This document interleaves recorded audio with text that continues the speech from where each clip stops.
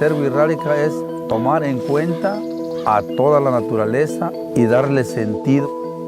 Ser ciudadano es una persona que tiene autonomía, dignidad.